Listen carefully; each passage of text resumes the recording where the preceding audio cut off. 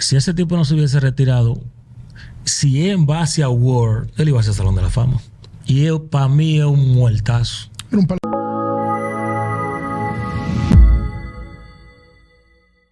Hola amigos, bienvenidos a una nueva entrega. Teníamos esta sesión abandonada, pero bienvenidos a una nueva entrega de La Esquina Caliente. Hoy con un invitado súper especial para hablar de esas declaraciones que usted vio al inicio que dio Aramis Ramírez en el programa Abriendo el Podcast de la familia de Abriendo el Juego. Un saludo para Bian y para Ricardo, que están haciendo un gran trabajo. Son los número uno en el país en ese contenido que ellos están haciendo. Pero el día de hoy, aquí donde se debaten todas las cosas, en La Esquina Caliente, yo sé que a usted le hacía falta esta sesión. Tenemos a un invitado que es de la casa y usted va a saber quién es, pero luego de la intro de nuestro espacio.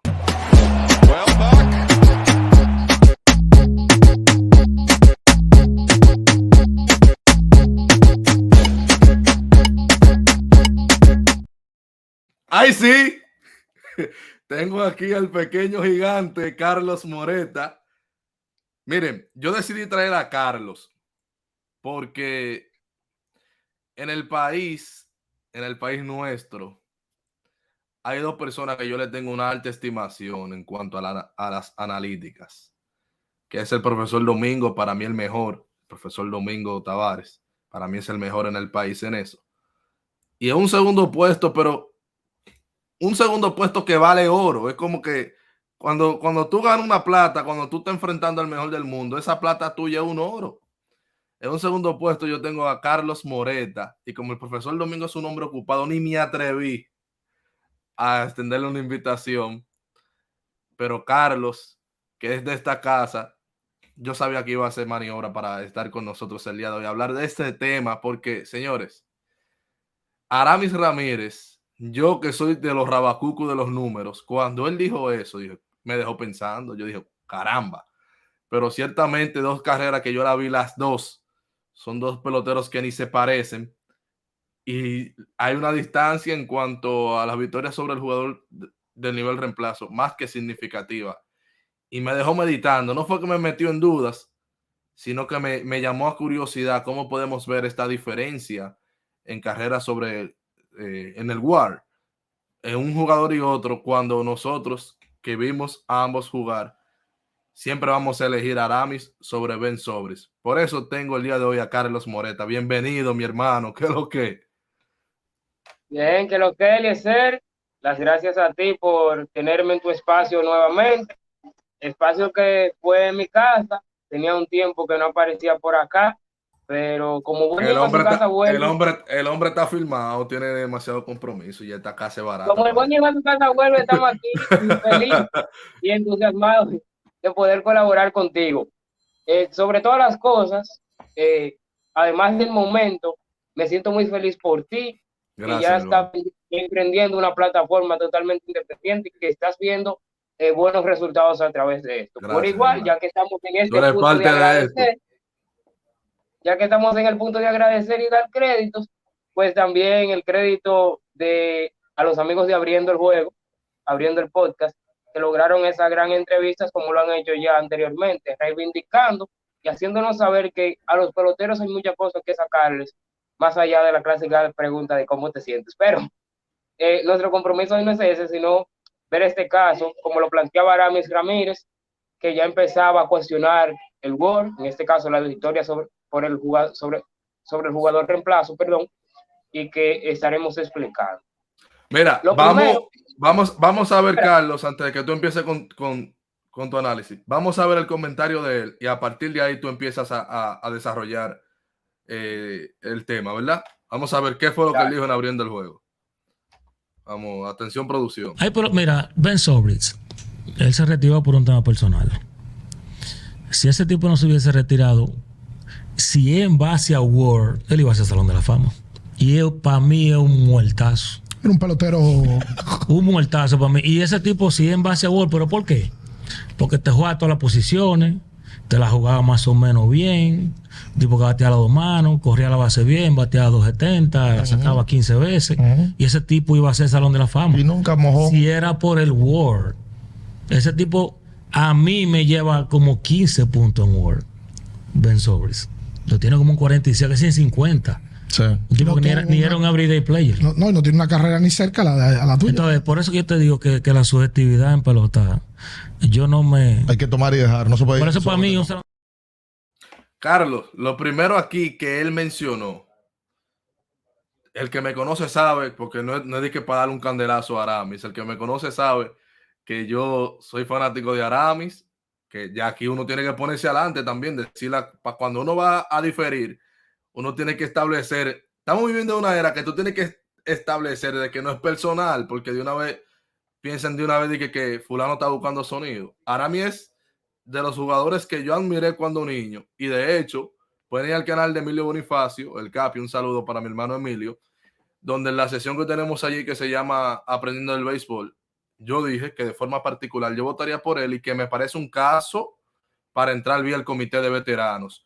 Jugó en la época de los esteroides, no fue señalado nunca y tuvo una carrera con muy buenas acumulaciones. De hecho, fue dentro de los jugadores calificados por cantidad de innings, fue el tercera base de la década del 2000 con más cuadrangulares. Y yo creo que eso pesa mucho, tomando en cuenta que en esa década del 2000 es que estábamos en los años dorados de los nefastos esteroides. Entonces, dicho esto, yo te voy a decir un dato y ahí me invito a la pregunta. Él dice, si hubiese seguido jugando, iba a ser Salón de la Fama.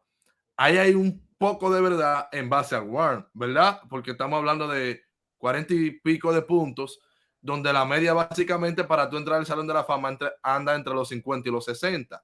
Pero él está viendo aquí que ciertamente Sobris dijo en una ocasión que no iba a jugar más por un tema personal, no era que no tenía ofertas, pero tenía 38 años. O sea, pudiéramos estar hablando que iba a jugar 2 temporadas más o 3 temporadas más, y qué tanto iba a poder él acumular ya a esa edad para meterse en los 50 o los 60 puntos de Warnes, tomando en cuenta inclusive que ese último año jugó 47 partidos. Entonces, como que ahí como que siento como que Aramis, para validar su punto, exageró un poquito más. Pero, Carlos, esa pregunta es la que yo quiero que tú me respondas de entrada. Basado en el Warren, si seguía jugando y colocando lo que él iba colocando, ¿era Salón de la Fama Ben Sobris? Bueno, mira, lo primero, antes de responderte a ti, lo primero es que yo creo, y eso es una corrección yo de freco que le hago a Aramis, es que ningún jugador, como el caso de Sobris, que haya jugado más de 10 temporadas en Grandes Ligas es un muerto. Y él, ambos fueron a Juegos de Estrellas. Así que yo creo que ninguno en este caso es un muertazo y que tienen sus luminarias. En el caso de Brent Sobris, yo pongo en duda de que pueda alcanzar Cooperstown. Yo no lo veo ahí ni porque tenga 2 años MVP en el final de su carrera. Primero por la posición que jugó, sus acumulados principalmente estuvieron en la segunda base y en el right fielder. Y en el right fielder tú tienes a tipos como Ben Ruth, los Han Aaron, que alteran las estadísticas en ese punto. Entonces, yo no lo veo como tal que pueda llegar al Salón de la Fama. Esa mentira no es verdad, aunque apoya su punto. Y además, Ben Sobris fue un jugador que debutó a los 25 años, así que yo no veo la forma de que haya logrado tener los acumulados a partir de eso. No, un datito nada más adicional. Un datito más adicional. Ben Sobris pegó más de 1500 hits en Grandes Ligas. Tú acabas de mencionar que ningún muerto juega 10 años en Grandes Ligas. Él jugó 14. Pero si nosotros nos vamos a la carrera de Luis Polonia, que tampoco fue un mal pelotero en Grandes Ligas, jugó 13 temporadas y dio 1400 y pico de hits, no llegó a los 1500. Entonces, como que yo siempre he dicho, por un tema de coherencia, lo que es a Juan es a Pedro. Entonces, si él está diciendo que Sobris es un muerto, indirectamente está diciendo que Miguel Tejada es un muerto, aunque él no lo sabe. Entonces, esas son como de las cosas que a veces uno tiene como que cuidar, porque una vara, no solamente en el béisbol, en la vida en general, una vara con la que tú mides a Carlos, tú tienes que con esa misma medir a Eliezer. Porque no puede ser que porque Carlos te caiga bien, tú se la acomodes, pero como Eliezer te cae mal, tú se la pones difícil. Entonces, yo creo que esa parte ahí, a lo mejor sí, es su criterio muy personal, y puede ser, yo aquí voy a pecar de sabiondo, puede ser que si tú le enseñas los numeritos de ambos, de Luis Polonia y de Ben Sobris, que fue la que me pareció una comparación más adecuada, porque fueron jugadores que básicamente duraron los mismos años en Grandes Ligas y defendiendo el mismo rol. Si tú le presentas a Aramis estas dos estadísticas como jugador A y jugador B, basado en lo que él dijo de Ben Sobris, entonces él va a decir que jugador A y jugador B son dos muertos. Ahora, cuando tú le quitas el A y el B y tú dices Sobris y Luis Polonia, yo sé que él se va a sorprender, va a decir, ay coño Luis, te pasé por arriba, escúchame. Entonces, yo creo que algo que he aprendido mucho tratando con Emilio y con José Veras, donde tengo el espacio en el canal de Emilio y José Vera siempre dicen, aquí vamos a ver la cosa clara, pero sin violar los códigos. Entonces, no quiero meter al medio a uno de mis jugadores favoritos, pero yo no te diría que violó un código, sino que hizo una dominica nada más de que si el jugador no es de nosotros, tú le das duro, pero cuando es nuestro, tú eres un poquito más dócil. Y eso no solamente lo hacen los peloteros, lo hacen los miembros de la crónica deportiva y de la comunicación deportiva. O sea, pueden subirte un meme de Mike Trout, de Shohei Ohtani, pero van a tener mucho cuidado con subirte un meme de un pelotero dominicano, porque todavía aquí estamos pendientes de si Cano se va a ofender, de si Emilio Bonifacio se va a ofender, de si fulano se va a ofender y si eso me va a afectar a mí en una entrevista. Yo de forma particular, como yo ando detrás de eso, gracias a Dios las entrevistas que he hecho, le he hecho por mérito, no por andar detrás de nadie. Como yo ando detrás de eso, yo digo las cosas como son, pero dentro de un marco del respeto. Entonces, ese era un punto que yo, cuando lo vi, a mí no te voy a decir que me molestó porque tiene que molestarme, pero dije, wow, es que yo sé que si él hubiese dicho, si el caso hubiese sido con un pelotero, por ejemplo, no lo tengo el corte ahí y no lo voy a poner también porque no quiero el copyright abriendo el juego, pero él se refirió a Manuel Margot como peloterito cuando hizo una comparación entre Mitch Haniger y Manuel Margot de una temporada que tuvieron hace poco cuando Haniger dio muchísimos honrones y en términos de WAR quedaron bastante pegados. Se refirió a Manuel Margot como peloterito, pero ahí mismito más adelante, 30 segundos después, es una comparación igual, pero ya de carrera, no de temporada, donde él se pone a él contra Ben Sobris, entonces a Sobris le dice muerto.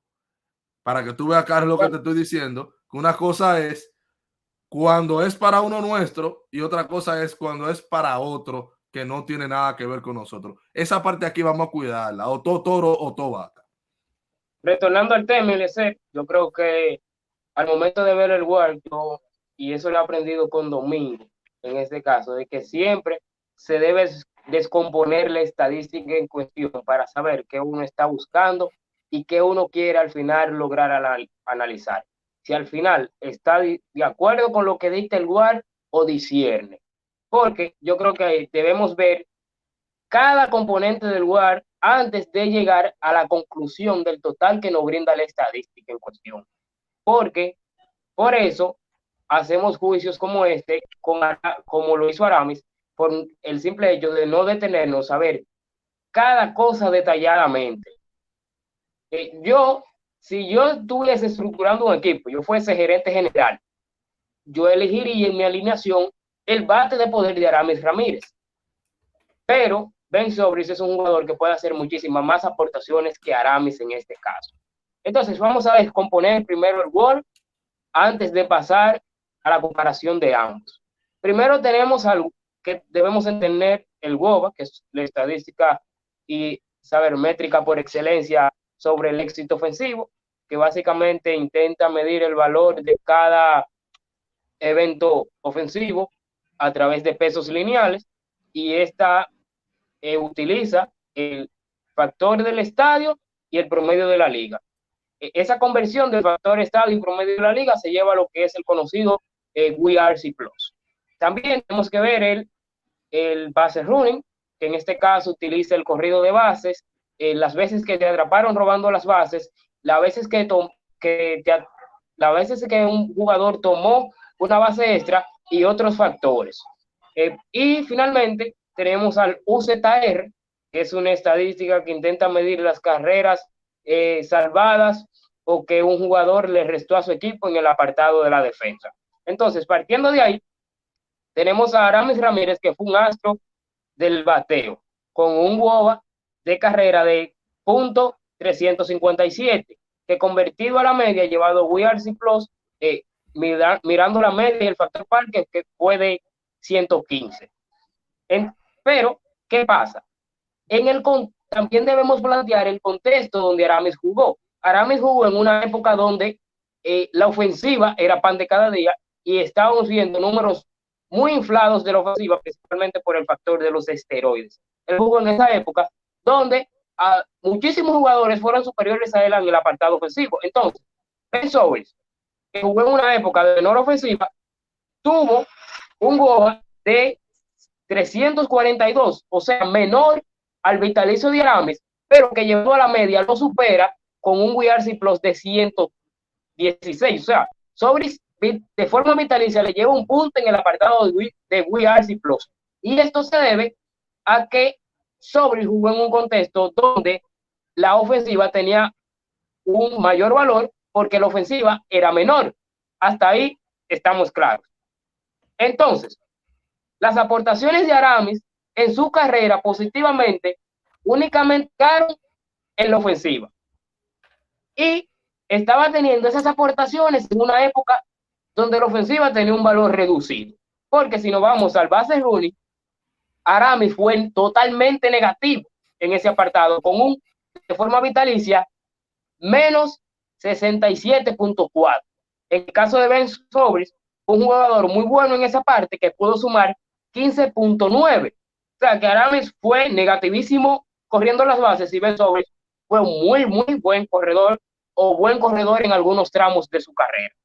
En el apartado... Carlos, una pausita ahí, Carlos. Yo quiero que tú le hagas un aclarando a Aramis ahí. Él mencionaba también que él dice que las estadísticas defensivas son subjetivas y que el mismo corrido de base es subjetivo, que cómo ellos pueden medir eso.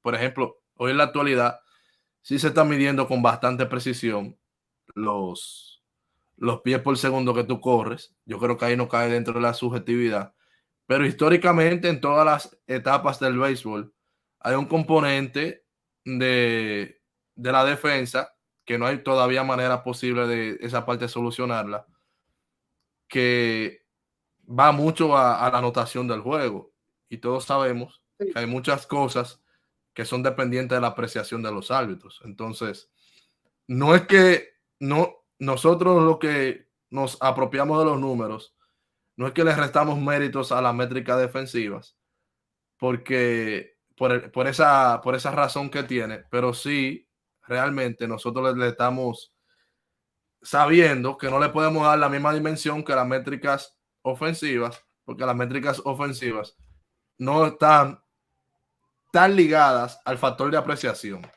Eso es un punto que yo quería aclararle a Aramis. Pero la parte de la velocidad, ¿hasta qué punto la velocidad puede, como dice Aramis, ser subjetivo? Él mencionó esa palabra muchas veces y se refirió a la sabermetría en sentido general como subjetiva. El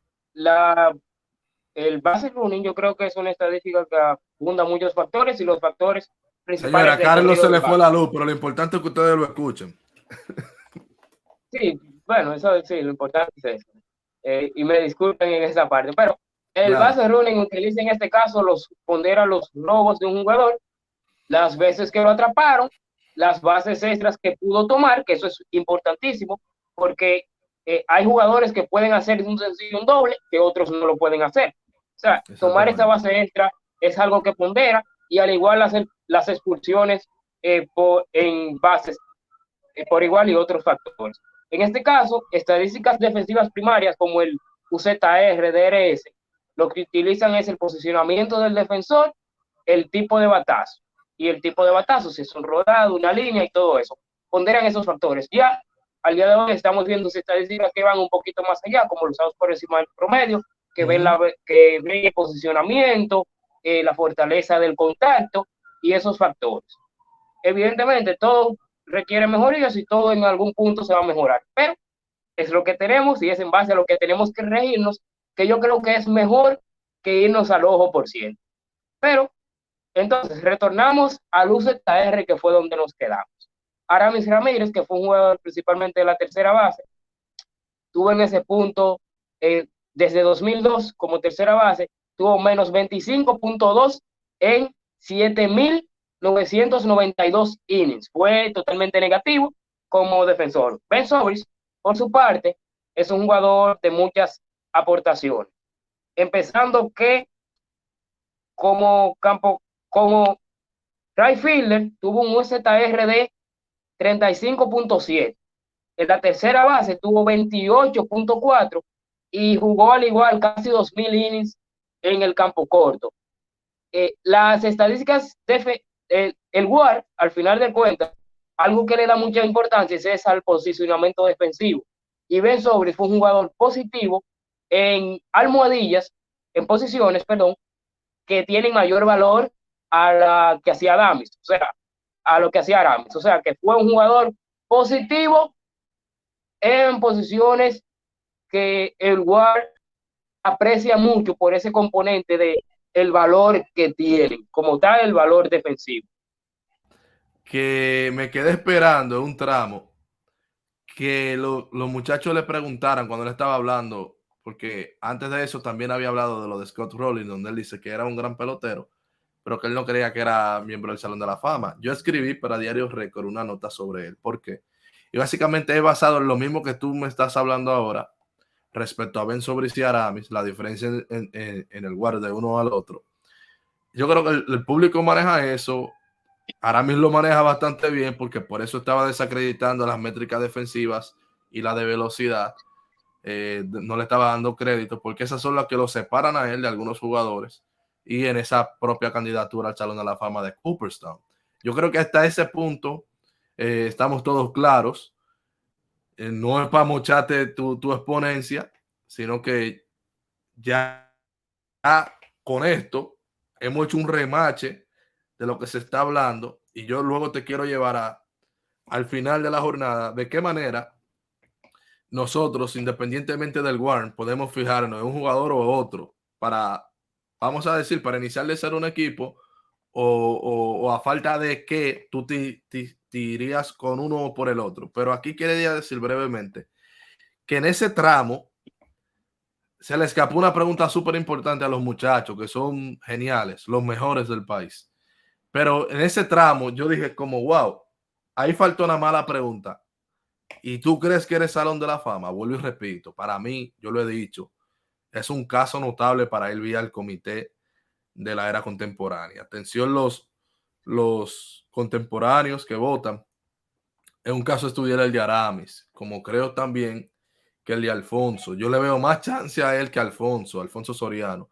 Esos dos temas ya lo hemos tratado previamente en el canal del buen amigo Emilio Bonifacio, que le invito a ustedes que vayan a mirarlo. Pero aquí, Carlos, luego ya entendiendo que la diferencia del WAR entre Ben Zobrist y el señor Aramis se basa en la defensa y en el corrido de las bases. También aquí, un punto que sé que lo ibas a tocar, pero para sintetizar esa parte ahí, para dejarle las conclusiones finales. Otra cosa que le perjudica en esta comparación para que salga con menos WAR que Ben Zobrist es que jugó 4 temporadas más y en esas 4 temporadas, en vez de subir o aumentar en su WAR, lo que hizo fue restar. Recuerden que esto es una estadística de acumulación que partido por partido tú puedes subir o restar puntos de lo que tú tienes en toda tu carrera. Y en el caso de Aramis, ya en ese tramo final de su carrera, en lo que estaba era restando puntos de WAR y eso le perjudica en esta comparación en relación a Ben Zobrist. Eso nos quita su gran poderío ofensivo porque nosotros podemos ver el WRC Plus y podemos ver el OPS ajustado, donde nosotros estamos viendo que él era un bateador muy por encima de la media, o sea, tiene más de 10 puntos por encima de la media. Y yo creo que no te entera de juicio que haya sido un gran bateador, y más en esa posición. Y obviamente, como mencioné, en la era de los esteroides, dentro de los tercera base, creo que no recuerdo si eran 5,000 entradas, pero de los que más jugaron tercera base, el que más honrón que dio fue él. Y no tuvo nunca ni de cerca siquiera a un rumor de dopaje. En este caso, no solo fue al final de su carrera Eliezer, sino que al igual, él para prender los motores como liga mayorista, en esos primeros 3 años de su carrera en Pittsburgh, tuvo aportaciones negativas y muy volátiles, porque estaba en un punto que era subido y bajado a ligas menores. Entonces, en ese punto, él le hizo daño, perdón, a esos numeritos porcentuales, como es el caso, porcentuales y de acumulación, como es el caso del WAR. Ben Zobrist, por igual al final de su carrera, no fue el mismo jugador y por igual restó un poquito, aunque las aportaciones defensivas y lo utility que era, le ayudó en su favor. Yo quisiera, Carlos, entonces, dime, ¿tú ibas a aportar algo más? Entonces, pasando el tramo de que si Aramis es Salón de la Fama o no, yo creo que en mi posición de escritor, analista y demás, desde este lado de las cosas, Aramis se quedó corto. Yo creo que él tiene un buen caso para apreciación de los votantes a través de comité, donde se le da mayor valor. Definitivamente. Sí, donde se le da mayor valor a la pulcritud del jugador, el juego limpio y todo lo que aportaron, sumado, evidentemente, a sus numeritos. Pero yo creo que él tiene buen chance por ahí. Aramis es un tipo joven, así que yo creo que él tendrá la oportunidad de ver su placa en Cooperstown. Sí, yo creo que sí. Lo ponía en contraposición con Alfonso Soriano, donde yo pienso, déjame ver como atención producción, bájame aquí que quiero verme. Ok, pienso que Soriano, el tema del cambio de la posición de segunda base al left field, lo dificulta inclusive. Ya él salió de boleta, pero lo dificulta inclusive a ir vía comité de veteranos, porque él va a entrar en contraposición con la creminata de los bateadores a lo largo de la historia. Entonces, el criterio siempre es que se evalúa al jugador a elegir con el que está adentro. Entonces, yo creo que siempre eso le va a perseguir, ese cambio de posición de la segunda base al left field. Pero en el caso de Aramis, queda con un número de acumulación demasiado parecido a la media de lo que está dentro del Salón de la Fama de Cooperstown, donde hace la diferencia, lo que no hace que los votantes voten por él, y yo lo digo con mucha responsabilidad, es que sus números en cuanto a las métricas avanzadas, dígase Warren y los demás, no se parecen tanto al tercera base promedio dentro del Salón de la Fama, pero los acumulativos sí. Entonces, el comité de veteranos, como son jugadores, valoran mucho la acumulación. Ellos no votan tampoco a lo loco, ellos también van a mirar muchas cosas que los periodistas ven, pero ellos igual se van a guiar con eso, el tema de la pulcritud, una carrera larga. Ellos valoran eso más que nosotros porque ellos saben la lucha que se coge dentro de un estadio de béisbol, y Aramis tuvo una carrera bastante larga. Aramis se tuvo que reinventar básicamente toda su carrera, y esas son cosas que yo entiendo, esos intangibles que ellos, yo no diría que es subjetivo, yo diría que ellos lo valoran más porque ellos son homólogos de él. Nosotros no valoramos tanto el insight. No es que nosotros no le damos crédito al insight, sino que en el ejercicio objetivo del periodista, la evidencia estadística es la ley. Tú no puedes decir, no puedes estar cayendo en un marco especulativo de que tú no sabes cómo él se sentía ese día, esto que lo otro, tú no sabes si él estaba asustado, como muchas cosas que uno a veces le quieren a uno exigirle. El tema es que si uno se lleva de eso, sabrá Dios a cuántas personas o cuántos de esos jugadores tú vas a darle una valoración mayor a lo que sus números dicen. Ahora, por cómo lo evalúan los peloteros, a sus propios peloteros, yo lo respeto, no me meto y entiendo totalmente ese tipo de cosas. Es como ahora, Carlos, cuando en la parte de introducción tú valorabas mi trabajo, que a lo mejor una persona que no es del área no lo va a valorar como tú lo haces. En privado me dijiste una cosa bastante bonita hace pocos días, referente a lo que es formar un nombre bajo una marca individual, bajo un medio independiente, de que básicamente yo no tenga que regirme a una directriz expuesta por otro. Tú me hablabas de eso de una forma bastante bonita. Y ese tipo de valoración, yo sé que el fanático no lo va a hacer, el pelotero no lo va a hacer, pero tú como parte de este mismo oficio que yo hago, tú sí puedes verlo. Entonces, no le quito a ellos sus puntos, a los peloteros, pero este es el punto nuestro. Y como yo he dicho en reiteradas ocasiones, yo creo que tiene un caso para el comité. Creo que le faltan todavía, se retiró hace 2017, qué sé yo, le faltan como 10 años, 9, 10 años para ser elegible a entrar a la Cooperstown vía el comité. Esa es una diligencia que él tiene que empezar a hacerle de ahora a Carlos. Hay muchos peloteros que no saben, que necesitan tener que acercarse a las prensas, como él lo está haciendo ahora. Eso es muy bueno y válido lo que él está haciendo. Dejarse ver, mantener su carrera viva, pagar un publicista, visitar esos equipos donde ya él formó parte, aceptar todo tipo de reconocimiento que él reciba por parte de esos equipos. Muy bonito lo de su merecida inclusión al Salón de la Fama del deporte dominicano en nuestro país. Y yo creo que esas son de las cosas, de esos pasos correctos, que creo que lo está tomando de la forma correcta, a diferencia de Soriano, que no lo veo hablando mucho, de dejarse ver para cuando su caso esté en manos del comité, pues entonces sea más digerible, porque yo sé que a muchas veces a los veteranos se le hace incómodo incluir a un jugador que hace tiempo que no se habla de él, que hace tiempo por una razón u otra se le ha perdido de la cabeza a los fanáticos, y dar un golpe en la mesa con un pelotero del que nadie está hablando e incluir a la inmortalidad. O sea, del Salón de la Fama, solamente que tú no hagas una conducta inapropiada en vida o tú mismo te mandes a que te saquen. Tú no te sales hasta que Cristo venga. Entonces, es muy También el de rico hacer, ese proceso. también el de hacer, tenemos que cambiar el chip y creer que todo se resume en Salón de la Fama. O sea, el Salón de la Fama es el top, top, top de los jugadores de béisbol. Pero igual debemos comprender y valorar aquellas carreras que fueron muy buenas y que no necesariamente tienen que estar en el Salón de la Fama para que nosotros la valoremos. O sea, hay jugadores que fueron muy, muy buenos, que no alcanzaron el Salón de la Fama, pero que eso no nos debe hacer a nosotros olvidarnos de ellos.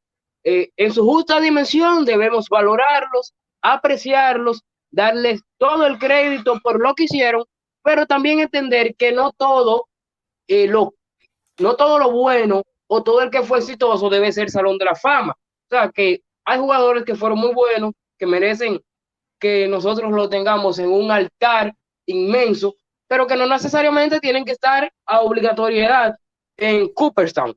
Y en este caso de Arames fue muy bueno, tuvo los cuadrangulares, los dobles, los bates de plata, las participaciones en el juego de estrellas, y por igual el ejemplo de pulcritud, que en una época donde hubo muchísimos que decidieron salirse del camino y llevar a su cuerpo una sustancia para incentivar su rendimiento, y que en este caso a él no se le menciona dentro de ese grupo, yo creo que todo ese consomé nos debe hacer a nosotros valorarlo a él, pero que no necesariamente debe estar en el Salón de la Fama para nosotros dar ese paso de honrar lo que él hizo en su carrera. O sea, la Es un conclusión gran es de que punto, debemos Carlos, ganarnos que ese chip de creer que todo lo bueno debe estar en el Salón de la Fama. O sea, reconocemos lo bueno que fueron Manuel Mota, el ejemplo de Felipe Alou como propulsor del béisbol, lo bueno que fue como, al igual en la postrimería de su carrera como entrenador, manager. Y Felipe es un ejemplo del béisbol que fue caballo como un jugador. Se quedó corto al Salón de la Fama, pero todo lo que significó Felipe, lo patriota que fue, nos hace tenerlo, aún a su más de 80 años, nos hace que su imagen esté fresca en la memoria de todo el que sigue el béisbol dominicano. O sea que no todo lo bueno y no todo lo que honremos debe ser a obligatoriedad porque estén en el Salón de la Fama. Ese chip debemos quitárnoslos y valorar las cosas en su justa dimensión. Carlos, eso es un tema bastante importante, del cual luego más hacia adelante yo quiero tratarlo con la audiencia de este canal, porque yo creo que se ha perdido el enfoque, señores. No todo es Salón de la Fama. Y como bien lo mencionó Carlos, hay jugadores que fueron estrellas y no fueron Salón de la Fama. Es que el Salón de la Fama es lo mejor de lo mejor, y crear una carrera digna del Salón de la Fama es bastante difícil. Yo le voy a poner a usted un ejemplo. Shohei Ohtani es una gran estrella, el mejor jugador que cualquier ser humano vivo haya visto. Pero si la carrera de Shohei Ohtani termina en 3 años, aunque en los próximos 3 años él ponga los mismos números que puso ahora, muy difícil va a ser el Salón de la Fama de Cooperstown. Ahora, eso quita el fenómeno que él ha sido en Grandes Ligas, no lo quita. Entonces, yo creo que esa parte ahí, esa obsesión o ese mal genio debe de cambiar. Como en el baloncesto, yo le he dicho, hay una obsesión empedernida con el tema del campeonato. El Salón de la Fama es bueno, los campeonatos son buenos, pero no te van a definir. No siempre esto va a ser lo que tú te decidas una cosa por la otra. Y hay muchísimas razones por las que en el baloncesto un jugador nunca pudo ganar, como en el Salón de la Fama.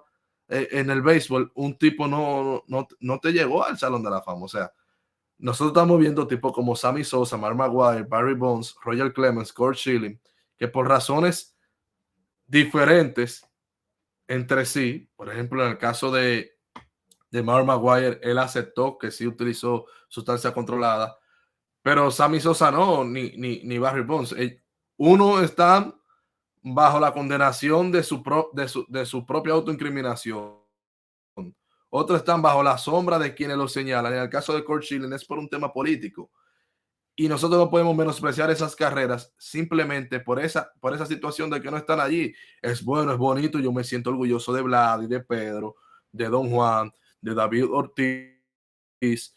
Pero igual me siento orgulloso de Sammy Sosa, que sus aportes al juego, lo que significó para el juego, jamás ni nunca van a poder ser borrados. La historia siempre que se hable de cuadrangulares, vamos a tener que mencionar a Sammy Sosa, y ni siquiera quedó, qué sé yo, entre el club más selecto que de los 700 cuadrangulares, porque marcó una época, dio 600, pero no dio los 700, pero hizo 4 temporadas de 60 cuadrangulares, que no lo hizo nadie, y estuvo en esa temporada histórica, ese verano de 1996 hasta 1998 por ahí, donde entre él, Ken Griffin, Mark Maguire y Barry Bonds se echaron el béisbol arriba cuando venían la pelota de su peor momento. Y esas son cosas que no se pueden borrar. Y yo creo que esa obsesión al final tenemos que dejarla. Y con esto yo quisiera cerrar realmente, Carlos, si no antes agradecerte la oportunidad de que estés otra vez en esta casa, STM Deportes, aquí ya hablando contigo una vez más. Lástima que te quedaste sin luz para que te despidas de las personas, pero sí quiero agradecerte, augurarte éxito en tu carrera. Sé que los muchachos, Domingo y los demás, se van a molestar cuando vean este video y que no lo llame a ninguno. Pero esto era un tema donde yo entendía que todo el protagonismo era para ti, porque eres un joven que maneja muy bien los temas de los números al dedillo, y creo que esta audiencia también merecía escucharte. Muchísimas gracias, Carlos. Adelante, Carlos. Ok, muchísimas gracias a ti, Lecer, por brindarme esta tribuna, pero sobre todo que la intención de esto sea que el que esté consumiendo este contenido aprenda algo nuevo, vea las cosas desde una perspectiva distinta, y valoramos a todo el que pudo ver este video completo. Las gracias a ti por tenerme en tu espacio, al igual el mayor de los éxitos con este emprendimiento en tu plataforma, y que el éxito continúe llegando para ti. Así que nada, yo agradecido de que mis opiniones puedan ser tomadas en cuenta. Gracias a ti, Carlos. Nos vemos a la próxima. La gente que se suscriban y que den sus opiniones en los comentarios, porque yo lo leo todo siempre. Well, Buck.